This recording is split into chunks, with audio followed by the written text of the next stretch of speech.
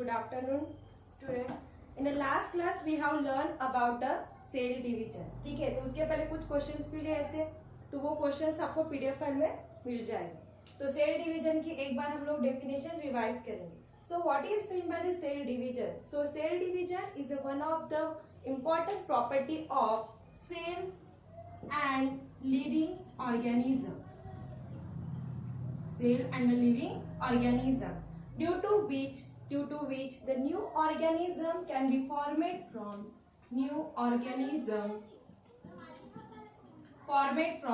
existence one.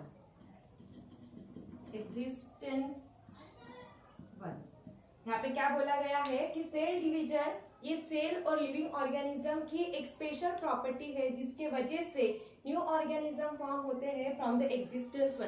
तो last lecture में जैसे मैंने आपको बताया था, एग्जिस्टेंस वन मतलब कौन है? हमारे पेरेंट्स, और जिससे हम लोग बनते हैं, that one is nothing but a new organism. So cell division की वजह से ये सब चीजें क्या होती है? पॉसिबल होती है. And next thing that is nothing but due to the cell division there is a growth of the multicellular organism. There is a growth of multicellular organism. तो multicellular organism कौन होता है? यहाँ पे ह्यूमन बींग. कौन है? Human being है. तो यहाँ पे सेल डिवीजन की जो डेफिनेशन है वो क्या बोल रही है? The cell division is one of the important property of cell and living organism, जिसके वजह से क्या होता है? The new organism are formed from the existence one. Also, there is a growth of the multicellular organism is possible due to the cell division, and the emaciated body can be recovered. So, emaciated body मतलब क्या होता है? What is meant by the emaciated body? So, emaciated body can be recovered. इमैसिएट का मतलब होता है week. क्या होता है? वीक. वीक मतलब जैसे हमें कोई वाउंड हो गई है, तो वाउंड जब हमारी हील होने लगती है, कोई जब हमारी ठीक होने लगती है, तो जो सेल होती है वो कैसी हो जाती है? वीक हो जाती है. तो उस वाउंड को जब वो हमारी वाउंड रिकवर होती है तो क्या होगा? किसके वजह से होगा? Due to the cell division. मैंने ऑलरेडी क्वेश्चन में वो डिस्कस किया है. तो जो वाउंड होती है तो वहां की सेल कैसी हो जाएगी? वीक हो जाएगी. तो वो जो वीक हुई सेल रिकवर होती है वो किसके वजह से होती है? Cell division. So cell division play an important role in case of a cell and a living organism. So basically ये जो सेल डिवीजन है,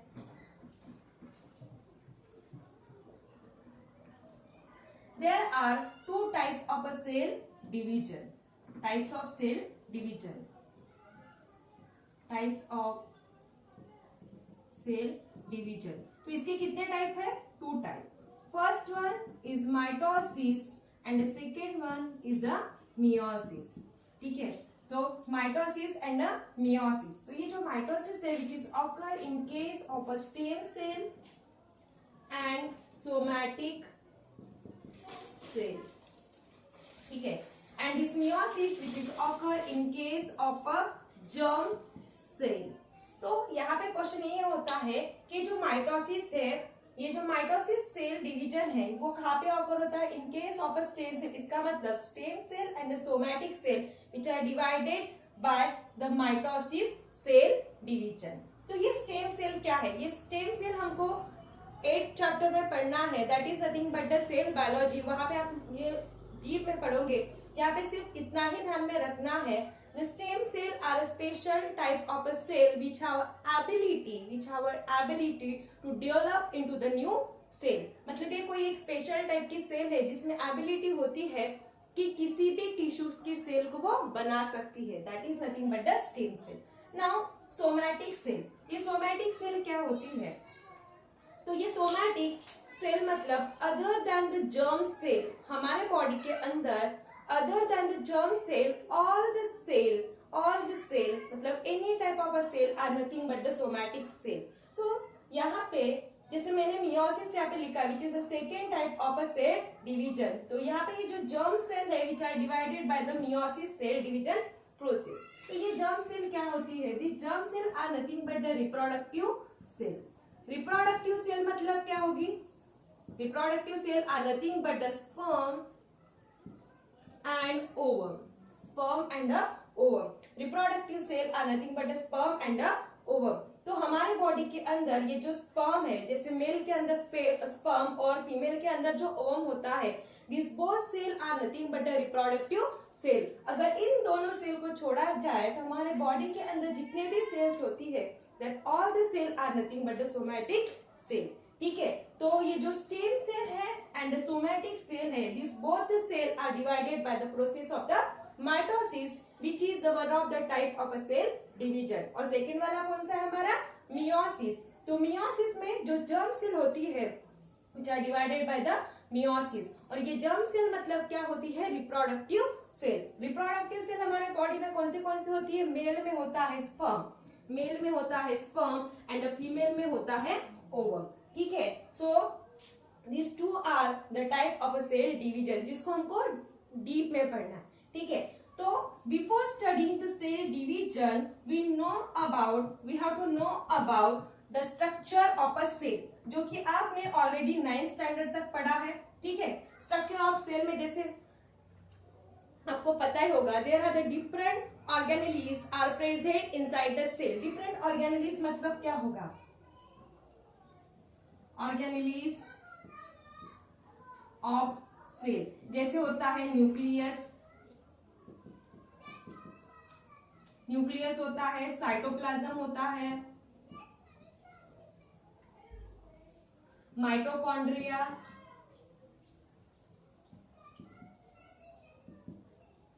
देन होता है राइबोसोम्स, देन होता है गोल्गी बॉडीज, देन होता है एंडोप्लाज्मिक रेटिकुलम, मतलब रफ एंडोप्लाज्मिक रेटिकुलम और and smooth endoplasmic reticulum, lysosome. So there are the different organelles are present inside the cell, जो कि आपने already up to 9th standard तक पढ़ा है. तो यहाँ पे सेल डिवीजन में हमको जो इंपॉर्टेंट दो आएंगे organelles, that is nothing but the nucleus and the cytoplasm. ठीक है, तो ये मैं आपको डीप में नहीं पढ़ाऊंगी क्योंकि ऑलरेडी आपने इसको 9th स्टैंडर्ड तक पढ़ा है. So now I will start the cell division, types of a cell division. तो जैसे मैंने आपको बताया, there are the two type of a cell division, that is nothing but the mitosis and the meiosis. Before starting the types of a cell division, उससे पहले हमको देखना है स्ट्रक्चर ऑफ अ डीएनए. मैंने ऑलरेडी आपको 9th standard के last वाले chapter में पढ़ाया था, what is the structure of a DNA, deep में पढ़ाया था. लेकिन यहाँ पे एक बार रिवाइज करना होगा हमको, क्योंकि ये वाला क्वेश्चन हमको बार बार आएगा. ठीक है, तो आप यहाँ पे डायग्राम देख सकते हो स्ट्रक्चर ऑफ डीएनए में आपको क्या क्या दिख रहा है. ठीक है, so this is what a diagram of a DNA. आप यहाँ पे देख रहे हो, ये जो ऊपर वाला पोर्शन दिख रहा है, that is nothing but the sister chromatid. उसको क्या बोला जाता है? Sister chromatid. यहाँ पे सिस्टर क्यों बोला गया है? क्योंकि ये पेयर में है. नॉर्मली जो डीएनए का स्ट्रक्चर होता है, जब उसमें सेल का डिवीजन नहीं होता है किसी भी सेल में, तो उसका structure it is somehow look like this, मतलब एक थीन थ्रेड के जैसे होता है, which is called as a chromatid material. उसको क्या बोला जाता है? Chromatid material. यहाँ पे आपको ऐसे क्लियरली विजिबल क्रोमोसोम दिख रहा है क्या? नहीं, यहाँ पे एक कुछ थ्रेड के जैसे दिख रहा है, which is called as a chromatid material. लेकिन यहाँ पे देख सकते हो, क्लियरली देख रहे हो क्रोमोसोम का स्ट्रक्चर. तो ये जो पेयर में आपको दिख रहा है, which is called as a sister chromatid. यहाँ पे दो आर्म दिख रही है, ऊपर वाली और नीचे वाली. जो ऊपर वाली आर्म है वो थोड़ी सी शॉर्ट दिख रही है, which is called as a P arm. जो शॉर्ट आर्म होती है ऊपर वाली, उसको क्या बोला जाता है? P arm. और जो नीचे वाली लॉन्ग आर्म दिख रही है, which is called as a Q arm. इस आर्म में आप देख रहे हो डीएनए का स्ट्रक्चर दिख रहा है. ठीक है, जब मैंने आपको डीएनए पढ़ाया था, हमने क्या पढ़ा था? दिस वन, जैसे ये कोई मानो कोई एक सेल है. ठीक है, इस सेल के अंदर ये जो है, that is nothing but the nucleus. ठीक है, न्यूक्लियस के अंदर प्रेजेंट होता है हमारा डीएनए. डीएनए के अंदर प्रेजेंस होता है हमारा, क्या प्रेजेंट होता है? जीन्स. ऐसे ही कुछ हमने पढ़ा था. तो यहाँ पे आप देख रहे हो कि ये जो क्रोमोसोम है, inside that chromosome there is the presence of a DNA. तो जो ये हेलिकल स्ट्रक्चर दिख रहा है that is nothing but a DNA. फिर ये सेंटर में ये जो राउंड दिख रहा है that is nothing but the centromere. इन सब के आपको नाम ध्यान में रखना है, किसको क्या बोला जाता है। और ये जो नीचे वाले जो एंड दिख रहे हैं दैट इज नथिंग बट, यहाँ पे क्लियरली दिखेगा आपको, ठीक है। सो डीएनए का स्ट्रक्चर कुछ इस, सॉरी क्रोमोसोम का स्ट्रक्चर कुछ इस तरीके का होता है। तो यहाँ पे आप जो देखोगे एंड में ये वाला जो पोर्शन होता है which is called as a telomere, इसको क्या बोला जाता है, टीलोमियर। तो जैसे यहाँ पे आप देखोगे this portion is called as a sister chromatid. जब ये पेयर में ऐसे आपको दो आर्म दिखेंगे, दो साइड में दिखेंगे, that is nothing but a sister chromatid. This one is a centromere, this one is a telomere, and this one is a P arm, and this one is a Q arm. So this is what a structure of a chromosome. अभी हम start करेंगे type of a cell division, और उसका जो first type है that is nothing but the mitosis.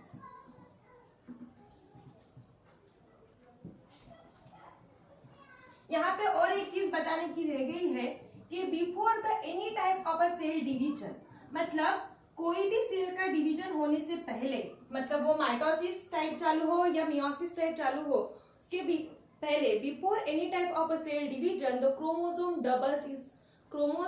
Double its number. मतलब जैसे यहाँ पे अगर ये एक क्रोमोसोम होगा तो यहाँ पे क्या होगा, it double, after the division it will double its chromosome number. ये क्या है, before cell division, and this one is after cell division, ठीक है। तो ये कितना है, n है, तो ये कितना हो गया है, ट्वाइस n। तो यहाँ पे ध्यान में रखना है before any type of a cell division the chromosome doubles its chromosome number, sorry cell double its chromosome number. मतलब कोई भी सेल डिवाइड होने से पहले वो n नंबर में प्रेजेंट है, वहां पे सिर्फ आपको एक क्रोमोसोम दिख रहा है, लेकिन after the cell division cell के अंदर जो क्रोमोसोम होता है उसका नंबर क्या हो जाता है, डबल हो जाता है। जैसे आप लोग यहाँ पे देख रहे हो n क्रोमोसोम से कितना क्रोमोसोम बन गया है, ट्वाइस n। तो ये चीज भी आपको ध्यान में रखना है। तो हम लोग अभी पहला वाला टाइप देखेंगे सेल डिवीजन का। So that type is nothing but the mitosis. Mitosis, this one is the first type of a cell division. जैसे मैंने आपको बताया stem cell and somatic cell, these both the cell are divided by the mitosis cell division, ठीक है। so mitosis cell division, this one is a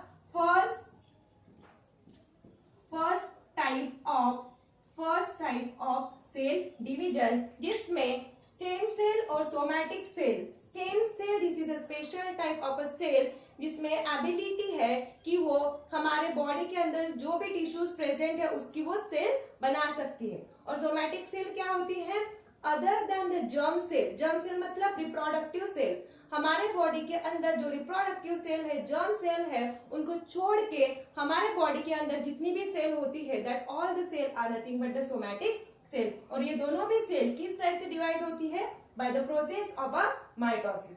now this mitosis is completed in a 2 step, 2 step में complete होती है। That 2 step are nothing but first one is a karyokinesis which is nothing but the nuclear division। नाम से ही show हो रहा है nuclear division, मतलब यहाँ पे किसका डिवीजन होने वाला है, न्यूक्लियस का। And second step that is nothing but cytokinesis मतलब साइटोप्लाज्मिक डिवीजन मतलब यहाँ पे किसका डिवीजन होने वाला है, साइटोप्लाज्म का। जैसे इसके पहले मैंने आपको बताया कि इनसाइड द सेल, मतलब वो जो ये मानो कोई भी सेल है, ठीक है, प्लांट सेल और एनिमल सेल, ठीक है। So as we know that inside the structure of a cell there are the different organelles are present. बहुत सारे ऑर्गेनेलीज होते हैं, राइबोसोम होता है, mitochondria, nucleus, Golgi body, endoplasmic reticulum, lysosome. There are so many organelles are present inside the cell. वो plant cell हो या वो एनिमल सेल हो. तो यहाँ पे हम लोग देख रहे हैं कि जो माइटोसिस है ये तो 2 स्टेप में कंप्लीट होता है. That 2 step are nothing but the karyokinesis and the cytokinesis. और जैसे ये कैरियोकाइनेसिस है उसको क्या बोला गया है? Nuclear division. It means that inside the karyokinesis there will be the division of a nucleus. किसका डिवीजन होने वाला है? Nucleus.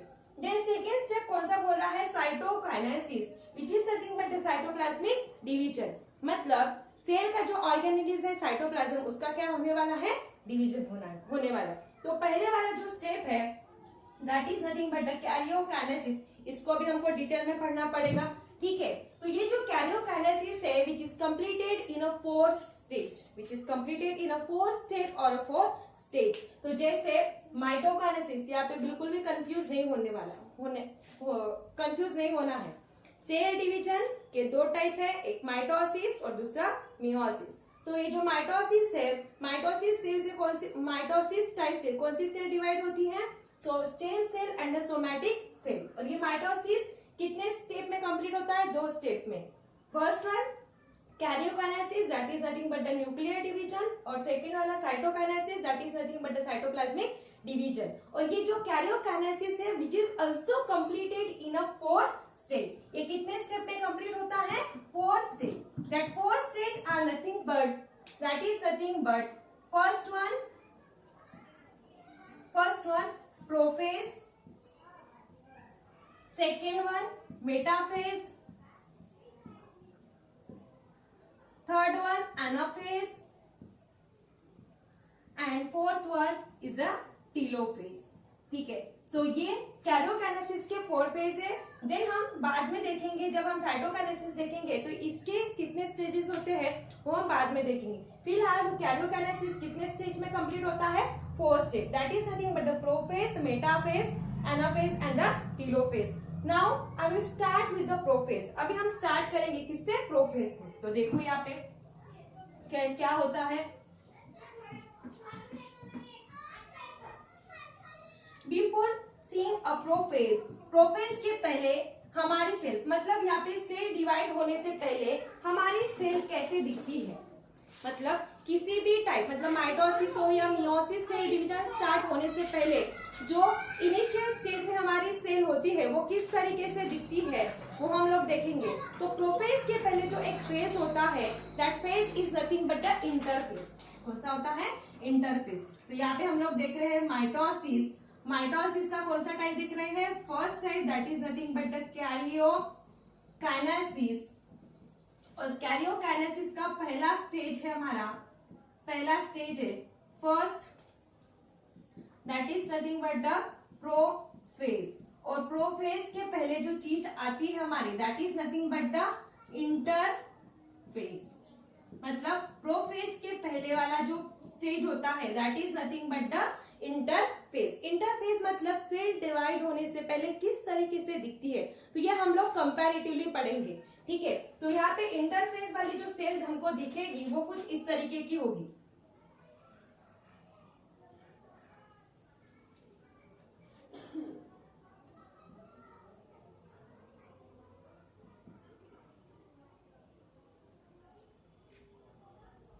So this is a nucleus.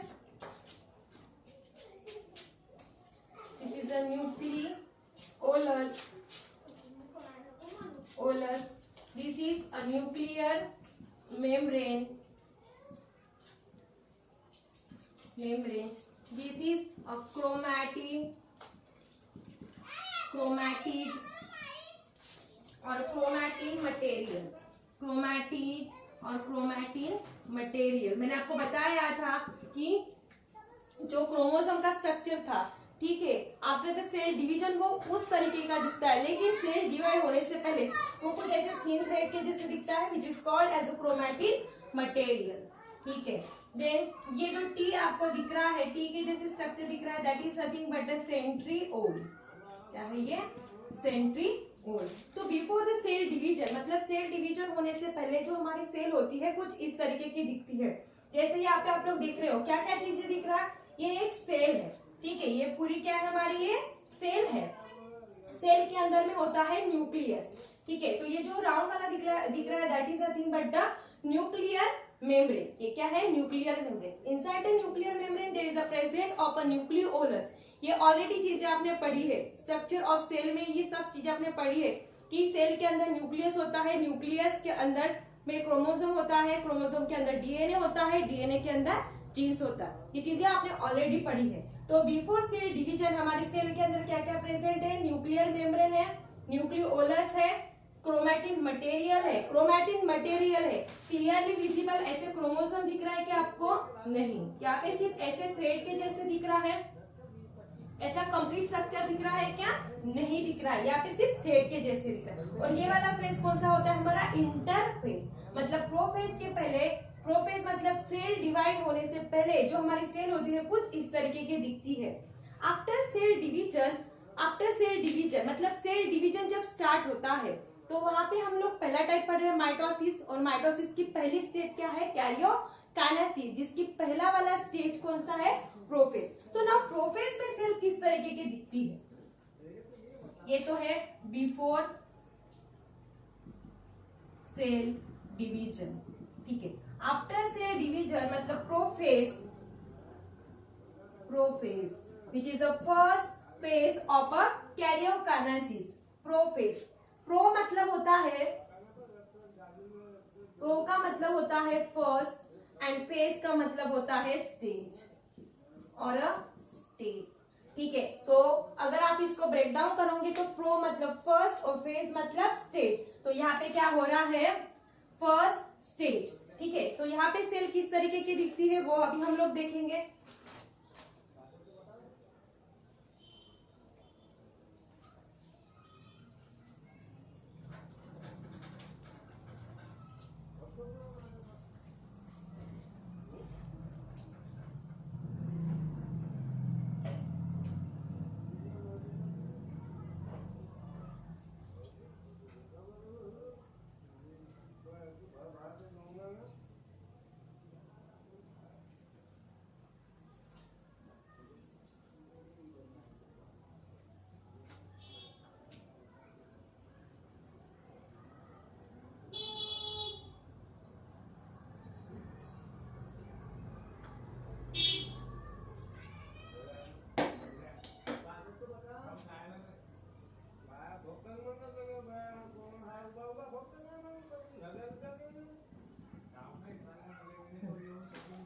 तो आप प्रोफेज में देखोगे कंपैरेटिवली, अगर आप लोग दो चीजें यहाँ पे देखोगे तो यहाँ पे क्या हो रहा है? जैसे यहाँ पे न्यूक्लियर मेम्ब्रेन थी तो न्यूक्लियर मेम्ब्रेन यहाँ पे आपको एक कंप्लीट लाइन दिख रही है, लेकिन यहाँ पे न्यूक्लियर मेम्ब्रेन कैसे दिख रही है आपको? Dotted line. तो डॉटेड लाइन का मतलब क्या हो रहा है? कुछ डिसअपियर हो रहा है, कंप्लीटली है क्या?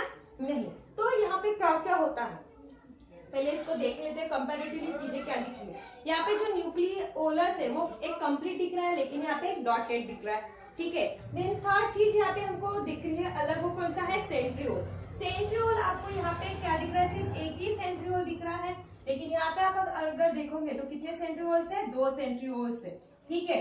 2 सेंट्रियोल्स आ गए। फिर यहाँ पे और थर्ड वाली चीज जो ऑब्जर्व करने की है वो है क्रोमोसोम। यहाँ पे क्रोमैटिन मटेरियल है, लेकिन यहाँ पे क्या है? ये क्रोमोसोम।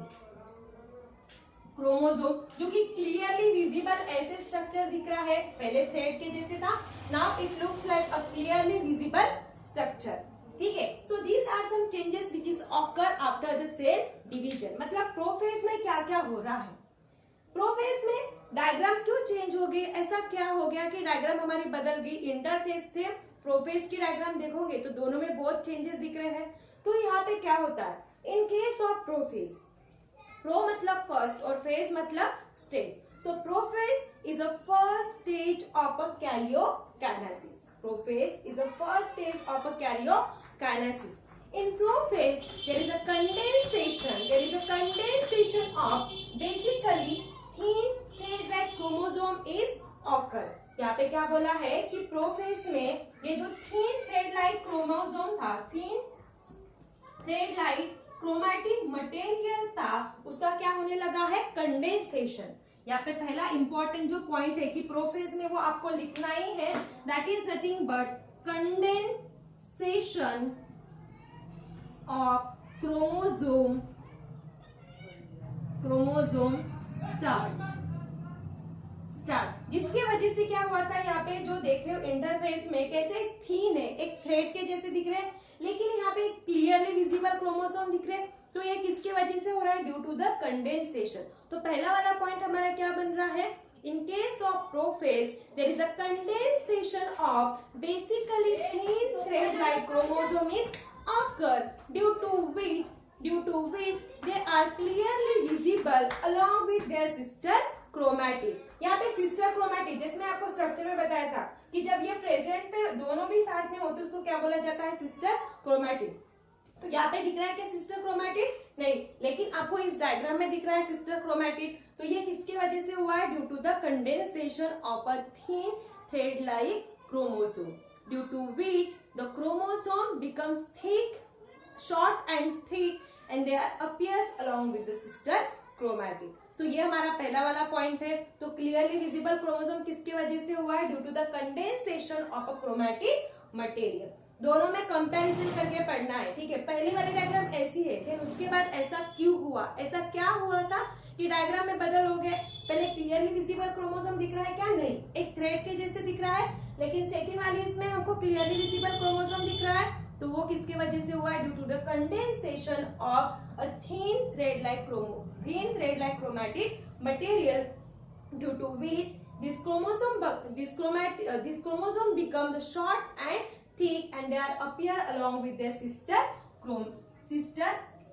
chromatid, ठीक है। देन सेकंड पॉइंट यहाँ पे क्या हो रहा है, सेकंड पॉइंट आप लोग देखोगे यहाँ पे, तो यहाँ पे क्या हुआ है कि जो सेंट्रियोल है यहाँ पे सिर्फ एक ही सेंट्रियोल है, but in case of prophase कितना सेंट्रियोल दिख रहा है आपको, 2 सेंट्रियोल दिख रहा है, ठीक है। तो सेकंड पॉइंट क्या होगा, इन केस ऑफ प्रोफेज द